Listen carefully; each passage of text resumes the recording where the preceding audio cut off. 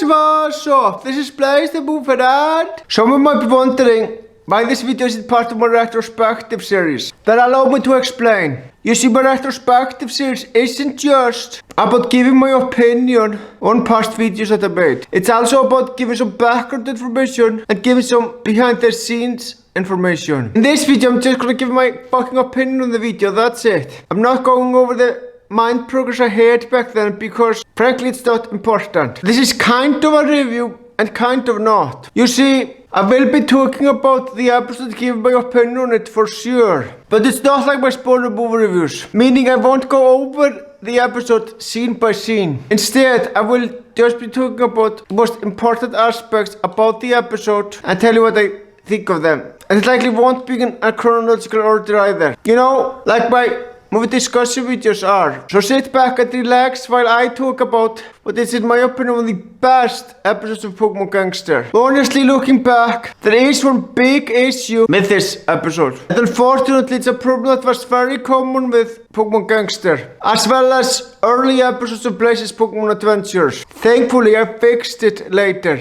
And that is the fact that it had bad scaling. What I mean by that is that I zoom an image in to the point that it is unbearable to watch. Thankfully not the entire episode is like this, but there are a few scenes with this fucking problem. And I'm gonna have to be honest, it's very damn distracting. Why the hell I did it like that back then, I have no fucking idea. But at least I've improved on it since then. Not when it comes to story or ideas. Both of these are obviously still shit in Blaze's Pokémon Adventures. In fact, in some cases, it's even worse in Blaze's Pokémon Adventures than it is in Pokémon Gangster. But we're not here to talk about that. So let's just go on and talk about the fucking episode. Now basically Teddy's teddy bear feels very fucking sad about the fact that Blaze doesn't play with him anymore. So he begs him to play with him again. And to be honest, I feel bad for him, really I do. The poor toy hasn't been played with for a very fucking long time. But Blaze doesn't fucking care about his concerns. He just says, I'm a 37 fucking year old man. Fuck you. Yeah, Blaze is kind of a dick, but his reactions are understandable. But it still is very fucking sad. Yeah, it is really fucking sad. And then Blaze goes to talk to Detective Sherman. For those of you who don't know, he's basically a police officer who is a good friend of Blaze. Yeah, you can pretty much say that he is the Commissioner Gordon of that series universe. Anyway, I will admit, there is one very common problem with Pokémon Gangster, which I'm not proud of looking back. Almost every fucking episode was about Blaze meeting up with Detective Sherman, talking about crimes that he had to deal with, and then also talking to Martin to solve his problems with magic. Yeah, the fact that every fucking episode had at least one scene like that made the series repetitive as fuck. And as proud as I am not of Blaze's Pokémon Adventures, at least that problem was fixed in that series. It might be bad, but at least it's not repetitive. Anyway, when the teddy bear comes to see Sherman, he of course fucking faints, which is understandable.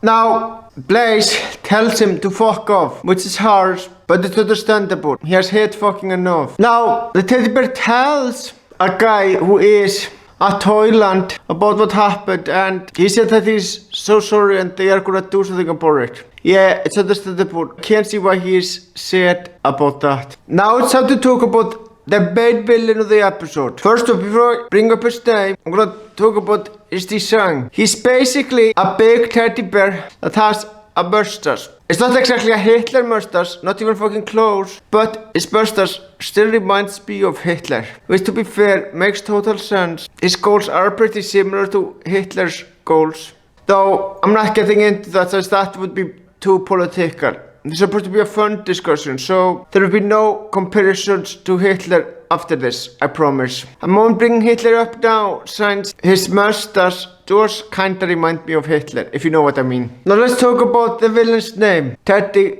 Sherrick. Now the fact that the name looks German is obviously also a reference to Adolf Hitler. But honestly, looking back, yeah, the name is very fucking stupid. Since I don't speak German, I shouldn't have fucking tried to make a name that looks German. Doesn't even look fucking German. I somewhat doubt it. Again, I don't speak German, so the name is probably just some made up nonsense. Yeah, I do think that this episode is fucking awesome for the most part. They still stand by that. But yeah, the name is fucking dumb. Now the toys have a business meeting where they talk about how they want their revenge on the adults who refused to play with them. You know, something just occurred to me. This episode is a lot like Toy Story. And I know that I got some inspiration from Toy Story. Yeah, this episode is Toy Story with a dark turn. I mean, it's about toys that are alive and move. And they have their fucking revenge on the adults that don't want to play with them anymore. Yeah, and that's very fucking cool. So basically, his goal is to fucking imprison all the adults who refuse to play with the toys. Wow, damn. The guy is fucking evil, but it is understandable that the toys are so goddamn depressed. I know I said I wouldn't, but honestly I can't help it. This is very much like how Hitler imprisoned the fucking Jews. Though it isn't that bad, at least he's just imprisoning them. He isn't torturing them or anything like that. So yeah, he's better than Hitler, that's for sure. He's not that bad. And then there's that scene when Darth Vader makes an appearance in the prison. It's not a toy version of Darth Vader, it's the actual Darth Vader. I will admit, it's stupid, nonsensical, doesn't contribute much to the story. But I have to say, it's still fucking funny as hell. Hell yeah. So basically Darth Vader keeps saying, "Join the dark side." Yeah, I don't know why the hell I'm obsessed with making him saying that in my videos. There was even an entire fucking skit video on my main channel that was about exactly that. Yeah, I don't know why the hell I'm obsessed with making Darth Vader say that, but it's funny as hell. Yeah, it is stupid and nonsensical. But that's exactly what makes it so fucking bad. Sorry, let's move on.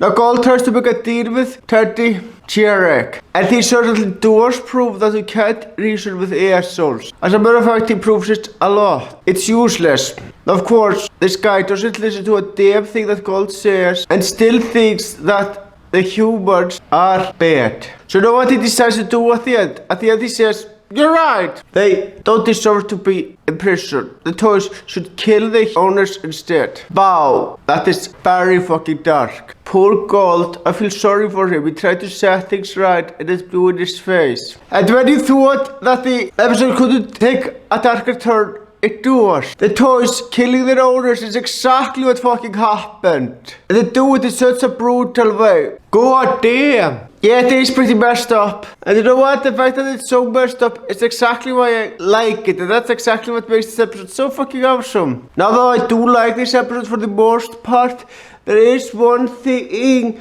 which I am not at all proud of looking back. And that is when Blaze's toy called Blaze the second F word. And I don't mean fuck, I mean the other F word. Yeah, I'm ashamed looking back at the fact that I used the second F word at all in my videos. I shouldn't have, I really fucking shouldn't have. I regret it. I regret it so much that I am gonna talk about it in my video. Greatest British movie moments of 2021. Why that video, not the opposite one? Well, it's very simple, because the entry is about the fact that I no longer use the second effort. That's the thing that I'm fucking proud of. So yeah, I will talk about that issue in that video. Or I already have. It depends on if the video's up now or not. Who the hell knows? But yeah, making that teddy bear use the second effort on me, it was not cool, but not cool at all. Unfortunately, the only way to stop the chaos is to destroy all the fucking toys. And I mean literally, just destroy so they